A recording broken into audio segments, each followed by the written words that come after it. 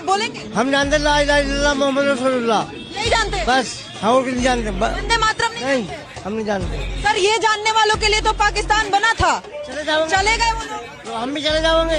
Sir ये किसी धर्म जाति के लिए थोड़ी है, ये तो देश का गीत है। अब देश का गीत तुम लोग वोटिंग की काउंटिंग कर रहे हो, हिंदू मुस्लिम तो कर रहे हो, और क्या कर रहे हो तुम? बात तो सही है। फार्म भरे ना जा रहे हैं। मैं फॉर्म की बात नहीं कर रही हूँ ना सर। जाइए आप, चलिए खड़ी हो, ये चलिए। क्या कर रहे हैं? टच क्यों कर रहे हो सर?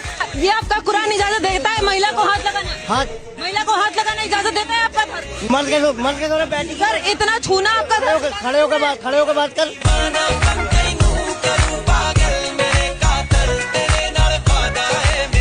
हाथ क्यों लगाया? किसने कहा अल्लाह अकबर बोलने को? अल्लाह अकबर बोलने को किसने कहा? अंकल ने कहा। किसने? अंकल ने कहा जो यहाँ पे। भाई ये वो संजय गुप्ता है, नाम उसका।